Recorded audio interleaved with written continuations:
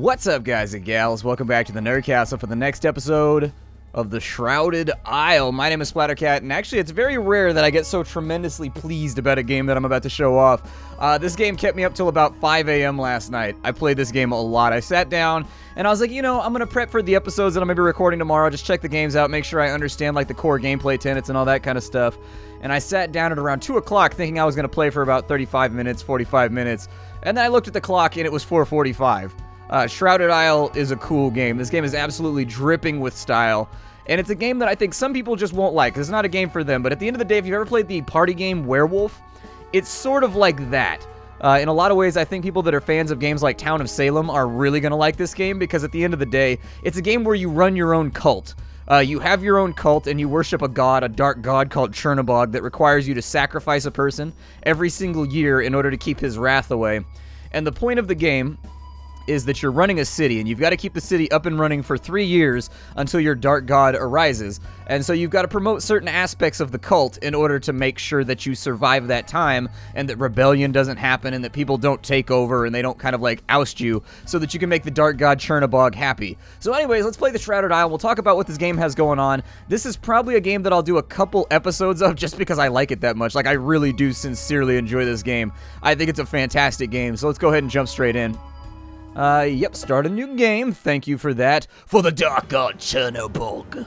497 years ago, our founders saw that humanity would perish, except for the worthy. Our Lord will return to glory to reward the faithful. Yet there are sinners in our community.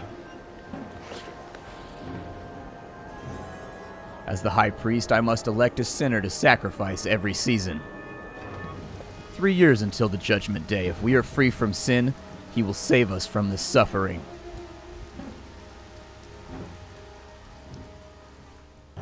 Alright, so welcome to the Shrouded Isle. It's the beginning of our first year, and so this is the basic way that you're going to be looking at the world. There's 2 different phases of this game, so essentially, the point of the game is thus. There are 5 families in the area. Each family is responsible for either ignorance, fervor, discipline, penitence, or obedience. So you will, every single year, you will elect an adjudicator, or you'll elect a official, essentially, to represent that family house, and then you will use them to accomplish certain tasks, which will increase these meters down here, and make sure that this threshold is filled out. And so anyways, let's take a look at one of the estates right now, because this is actually kind of a hard game to explain at first glance. We'll look at our letter after we get done with this. So the first thing we need to do is select seasonal advisors from every single house. So let's go to the Kegney estate. The Kegney estate is loyal right now. They're satisfied, so that's a good thing. Everybody else, we've got 2 satisfied estates, we've got 2 neutral estates, we've got 1 dissatisfied estate. That's the way you're going to start out every single time. Now, every single family has 6 members, and of that 6 members, as far as I can tell, 1 of them is a major sinner, 2 of them are minor sinners, and like 3 of them are sinners. The goal of the game is to find all of the major sinners. If you can find and kill all of the major sinners, it plays into the way that kind of the whole faction system plays through. And so as of right now, we've got a little button blinking right here that says begin your inquiry. That means that if you have favor with a family, you can ask them questions about certain members of the family, and you'll start to figure out what some of their world viewpoints are. And so every single character in this game will have a positive attribute, and every single character in this game will have a vice. The major attribute will more than likely help you promote a certain thing inside of your culture, but their vice will decrease another thing. Now, some people have very minor vices. So, for example, some people are like sly, for example. Sly means that he's slightly underhanded in his dealings. It's not necessarily a crime, but at the same time, it means that like every time you use him for an action in a later phase of the game, he'll reduce the meter that has to do with like discipline, for example. Some people are super hardcore criminals, so you've got like embezzlers. Embezzling is a major crime in this game. If you find an embezzler, you probably want to kill them. Now, as time goes along, our God will start to speak to us in our dreams, and he'll give us messages like, find the swindler, or find the perverse one. And so in that case, you can actually make your God happier by executing the sinners in the order that he dictates, but ultimately your goal is just to survive to the end of the 3 years and get rid of all of the major sinners, if you can. And so with the Kegney estate, we have an inquiry. We already know that he's obedient. This family is in charge of ignorance. So right here, she takes an ignorance penalty, so her minor vice has something to do with the fact that she knows too much. She's undisciplined, so that means anytime she takes an action, it's going to hurt our discipline. Now, we don't know how bad it is. So, for example, somebody that knows too much with a question mark might actively be a scientist, and a scientist is one of the worst things you can have in your cult. It's a capital crime. If you find the scientist, you need to kill them right now, because they dispel so much ignorance per turn whenever you use them that you can't have that. The embezzler does that to discipline, whereas I think for penitence, there's like somebody that just doesn't care. Like, they're just like, oh, the god can't punish me. They're like a nihilist, essentially, and you've got to get rid of them. As far as obedience goes, I think skipping church or like smuggling or something like that has to do with obedience, but I don't recall exactly. We know that she's obedient. We're looking for somebody, though, that's going to promote ignorance, and so it's not going to be her. It's not going to be either of them. So we're going to gamble on Wendelin, or we're going to gamble on Svante. Svante has been known to be disobedient. He's rumored to be disobedient. And so we don't know what's going to happen when we use him on an action on the next phase, but we know that whatever it is, he's going to lower our obedience. So let's appoint an advisor. I'm going to go through, and I think I'm going to take Katarina. I'm going to take his wife for right now. Such an honor to serve beside you, Your Excellency. To the next family, the Iosefka estate. We've got Nikolai, Hetty, Tierney. We want to do our inquiry, though. As long as the family is neutral or better with you, you get one inquiry per year. One inquiry per season, I guess. If you actually have them higher up to where they're zealous and they like believe in your cause, they'll give you multiple inquiries. And if you have multiple inquiries, the game just gets easy because you're just like, yeah, gotcha. Like, it's very easy to lock people down once their family is loyal because they'll sell out their own blood to you in order to make sure that they maintain their faith to the god. Nikolai Iosefka, so we know he's undisciplined. This family is in charge of religious fervor. So Tiernia Iosefka is who we're going to hope on. She's a pyromaniac, which means that she really likes lighting witches and unbelievers on fire. She's going to be our advisor for Furor for right now. Or Fervor, I'm sorry. The downside here is that people that tend to have a really good positive tend to also be really hardcore criminals. We'll see what happens. I always tend to lose my really good characters because they'll be good at promoting one core tenet of the faith, but then with the backhand, they will also be like an embezzler or a smuggler or like a porno, vendor or something like that. It's always a bit of a pain. We've got the Caldwell estate. They're responsible for discipline, so they run the town guard and all that kind of stuff. So they oversee confiscating forbidden goods and improving discipline. So we have a man who's full of fervor. We ideally want somebody with a little hammer as their positive trait. So we'll try Demas Cadwell. He's obedient. That's pretty good. Let's go ahead and... yeah, obedience is kind of low. We'll take him. He'll work. We'll figure out what his negative trait is next. Dude, I love the little portraits here. They're so dark and creepy. I love what they've done with it. They've done a fantastic job sort of like... I don't know, they've married almost like an anime style with like a grimdark Warhammer 40k from the mid-90s style, and it's not something that you think you could combine, and yet it comes out really well. I like it a lot. We've got the family that's responsible for penitence, so they punish criminals after the Cadwell family captures them. With our inquiry, he's disciplined, and we do need somebody that's good. She's penitent, which is actually pretty good, so we'll probably follow down her. She's just. Okay, so she's going to be our advisor for punishments. Next up, we've got the Blackbourne Estate. They're responsible for obedience and making sure that everybody is down with Chernobog. Mighty Chernobog! Let's go with... actually, Ivan's already got a bonus. Oh, we don't have an inquiry there because they're dissatisfied. Okay, it's okay. Their traits will come out as we assign them to jobs and stuff like that anyways. And so the ultimate goal, just to keep that in mind in case you forgot, is we want to find all the major sinners. At the same time, we've got to do that. I've got a letter. That's going to be a random event that happens at the beginning of every season. The goal of the game is to find every major sinner. B, the goal is to last 3 years without rebellion or uprising, which happens instantly. If you have a family that falls to rebellion, you have 1 season to curb that rebellion before the game is just over and you lose. So there is kind of like a roguelike aspect here too, where this is definitely a game you can lose if you play it wrong. We've got a letter. Vicar Efferson argues that priests and penitents shouldn't have to pay for their food as it's used for Chernobog's glory. Matron Kegney says such a policy would leave her farmers in poverty. We can tell him he can afford to pay the farmers. So what family is this? This is the Kegney family. The Kegney family is satisfied. They're at plus 40. Okay. And then we've also got the Efferson family. Efferson, they are satisfied as well. We'll lose satisfaction if we go against Efferson. So let's tell them to pay their farmers. Vicar Efferson leaves in a huff, muttering about the greedy Kegney. Discipline of +5, obedience +5. Efferson, however, has become neutral. They are no longer satisfied, so we'll have to work on that during the second phase of the game, which is coming up right now. Let's begin our season here. So a new month begins. At the beginning of every month, you have an option. You can select 1 to 3 advisors. And each of these advisors, so let's say that, just for argument's sake, I take Tierney, and I decide that she's going to be the person I select this time around. She will increase fervor by that much, and our favor with her house will increase by 25 points, which is pretty good. Now, you're saying to yourself, so why wouldn't you just select 3 advisors and get 25 points with each of them? Because it has diminishing returns. If I get Demas Cadwell now, we'll get both fervor and discipline, but it's cut in half. In addition, the reputation gain you will get with those families is cut in half, so each of them will only get +10.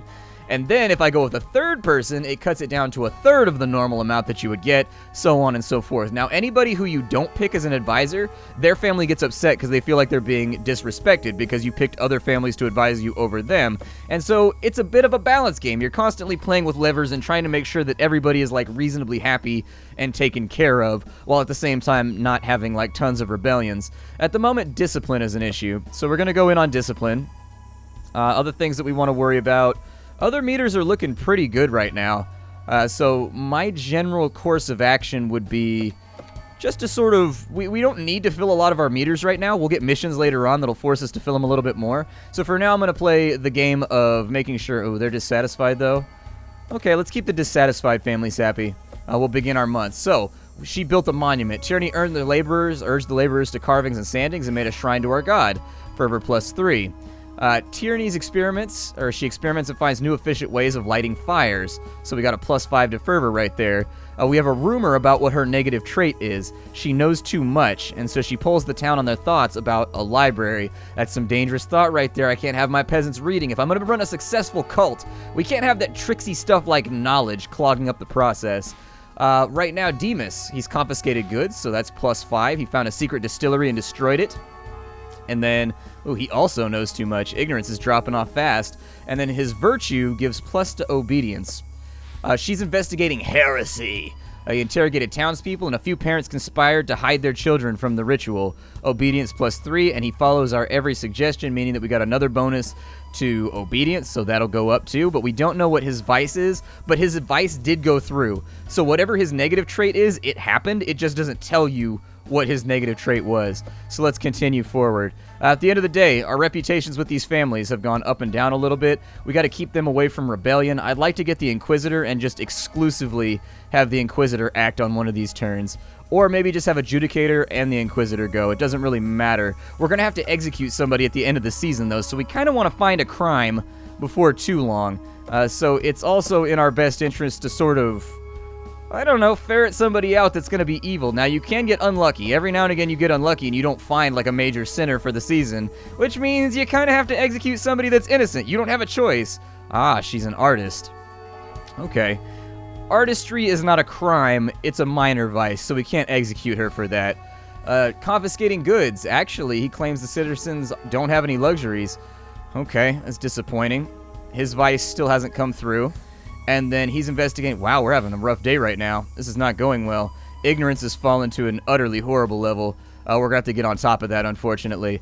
Luckily, she's in charge of ignorance, so what we'll do is we'll pull her on the next turn, and we'll have her exclusively be the only person that goes through. That should get our ignorance back up to a reasonable level so people don't start asking questions. Oh, an artist is a -30. Never mind, we can execute her for that.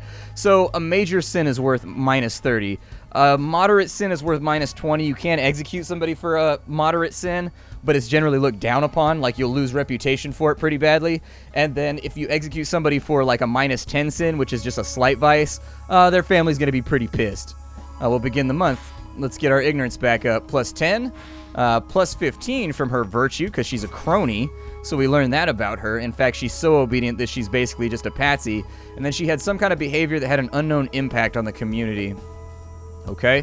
Her family should rocket up almost to zealous, which would mean that we would get 2 inquiries per turn on her family. And now we must select someone to die. The season's end draws near. A sacrifice must be made to protect the village.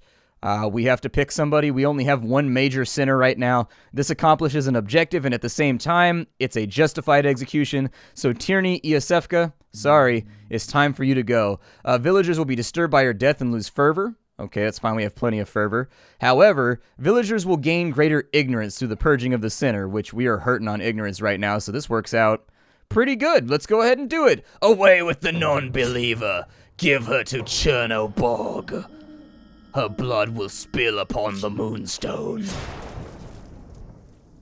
Goodbye. Her family's still going to be pissed about this, though.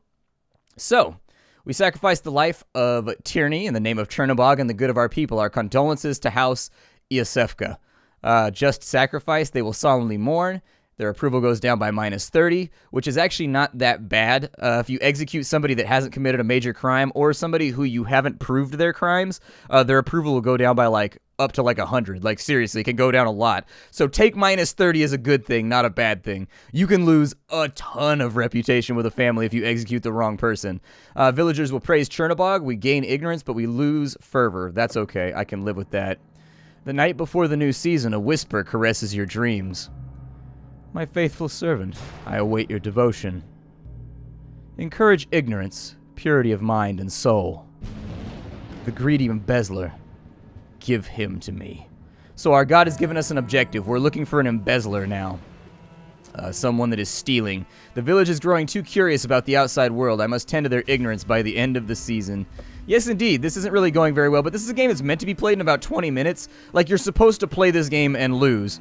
That's the thing, is the fun is in trying to get all the moving parts to line up properly, along with all the random elements, in order to eke yourself out a win. Losing is part of the fun in this game, watching everything fall apart. Kegney. So we have 2 inquiries here, because they are zealous. We have Katerina, so she is unrepentant, and we also have, she's a narcissist. Okay, that's a moderate sin, but it's not the worst thing that we can have.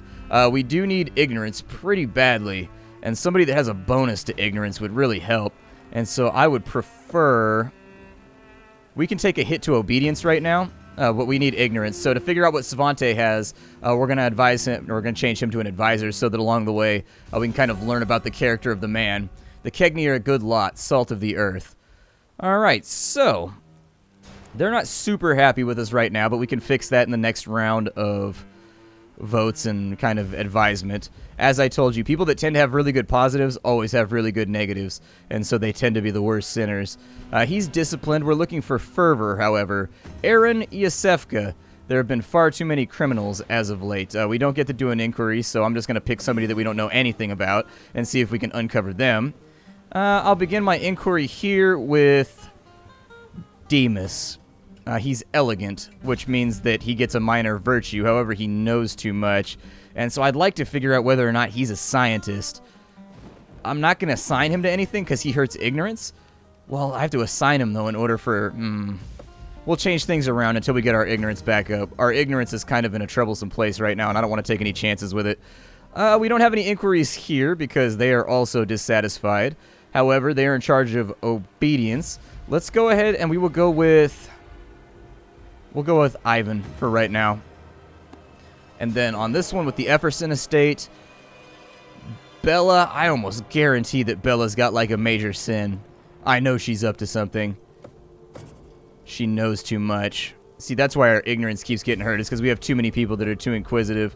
Let's bring Miri in. I'll take a chance on somebody that doesn't have anything over somebody that's going to be hurting my ignorance this season. The Dark God has commanded our ignorance. Oh, we didn't get any mail this season. Okay. Let's go for it. This season, we want to work on ignorance. We need it badly. I just want to make you ignorant badly. Alright, so I will also... We got to work with some of the other families. Let's go ahead and we'll work on obedience for right now. I got to get my reputation up. Wow, he found only a few scribbled scraps. He's cynical. Okay, well, at least we learned what his vice was. Oh my god, everything is falling off right now. We've had some bad luck here. He's a flirt, and so he's taken yet another lover, so discipline falls. They're going to go up to zealous. For right now, I actually kind of need to sacrifice their happiness, but I need to run them because ignorance is at an all-time low right now. Let's go ahead and we'll run for fervor right now and see what happens. 10 fervor right there. Not bad. We don't know what his behavior was, but that means we probably... Well, we didn't figure out his vice either. Damn, I was hoping we would. But they're really dissatisfied. We got to get them back up into neutral territory. And until we do, we're not going to be able to investigate their family very effectively. Let's... We already know what he is, so I don't really need to worry about him for right now. Let's continue forward on that front. Our ignorance is right at the threshold right now, and so I think it'll be okay. We'll bring both of them along. Fervor falls, actually. They are not doing a good job at the moment. My advisor, I'm being let down by poor help right now. Poor help is really hurting me. He sees forbidden desserts and fine cloth, okay, ensuring a focus on prayer. And she's also penitent, so she raises penitence every single time we do something. House leader's reactions. All right. We have one more vote to go, but we don't really have a real sinner. Shit. This is going to hurt.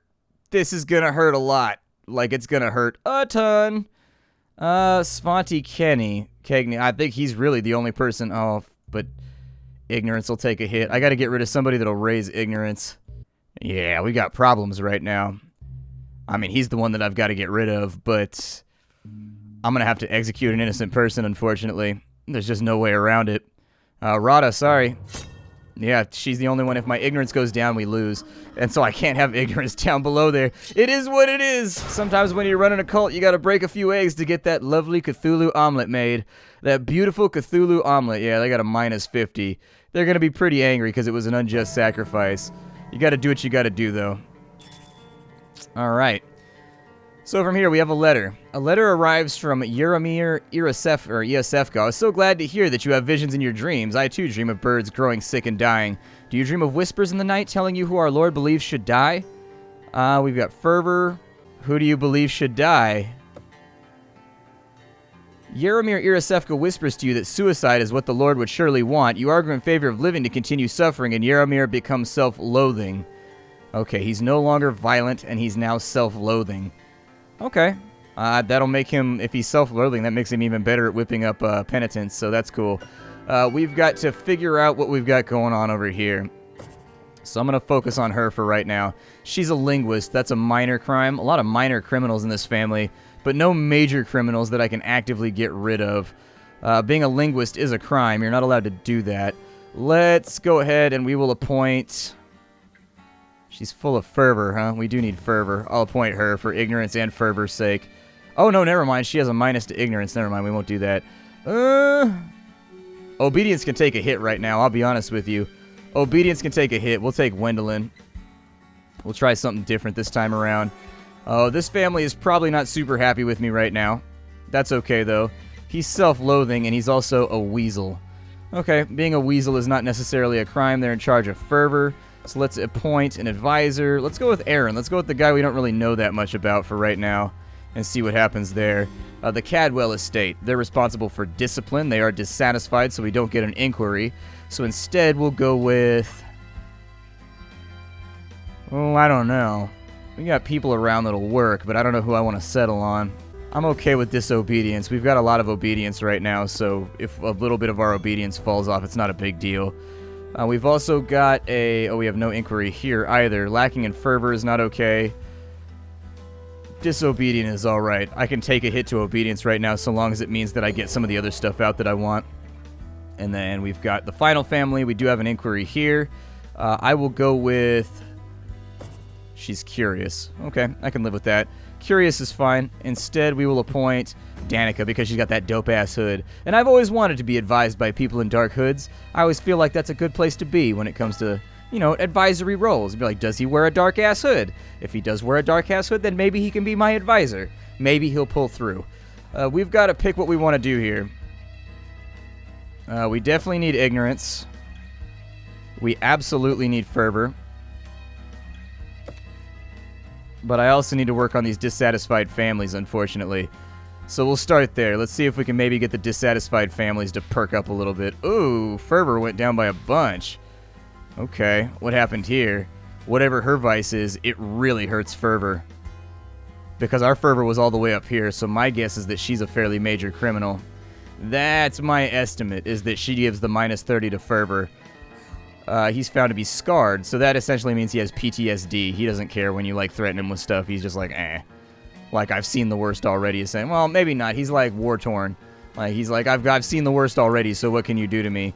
We need to work on fervor now. We have no choice there. In addition, I would say that maybe keeping ignorance on the rise is a good idea, but we need to keep the Caldwell happy, or family happy too. Ooh, fervor went down even farther, even though we had a +5 right there. Yikes, we got a really rough roll on this one. Sometimes, so because all of their traits are randomized, sometimes you just get bad picks, and it just hurts you. Like, right now, like, everything we've put together just seems to make things fall apart in the backfield, regardless of the strategy we try to run to fix things. And so, you know, we're in a bad place right now. Probably not going to pull through this one so great. It's more than likely a loss at this point, because I'm not going to be able to pull fervor up, I don't think. I'm going to try, but he got +10 fervor right there. Yeah, he's got a major fervor vice. Yup, because he did +10, it was at 19, and so that took it up to 29. It's down by 25 right now, and so yeah, he's up to something. He's absolutely up to something, and we've got to figure out what it is. There's nobody to sacrifice right now, so this is going to go pretty poorly for all of us. We just got to pick somebody at rando. Normally what you would want to do is you would want to find somebody with a -30 and use them as a patsy. So every season you would elect the person with the -30, the major sin. You wouldn't use them as, you'd use them as an advisor, but you would never actively use them as an advisor, and then you just use them as a patsy to sacrifice at the end of the season while you get stuff done with everybody else. Unfortunately, we didn't do a great job of finding minor or major sinners this time around, but that's the way it goes. The Shrouded Isle, it plays different every single time you step into this game, and that's one of the things that I like about it. Every single time you play the game, it's something different. And so, kind of an interesting little title. If you want to see more, we can start a new game. This is basically a loss right now. There's not going to be a whole lot of pulling out of this one. I think this one is kind of spiraling. However, if you wanted to see a little bit more, let me know. Leave lots of likes and lots of comments. You too can be a cultist leader. The game's going on sale pretty soon on Steam if you wanted to check the thing out. And so anyways, my name is Splattercat. I show off indie games every single day here on the internet. I love, love, love indie games. They're my favorite thing in the whole world, and I love showing them off. If you want to see another episode, lots of likes, lots of comments. I'll probably make another episode anyways, just because I like the game and I want to play it more. Nonetheless, I will see you all later. If you wanted to support what I do here on the internet, there is a Patreon so that you can make sure that a constant stream of indie games are constantly coming your way. Aside from that, thank you for watching my video. I appreciate you stopping on in, and hi do, everybody. I'll see y'all next time.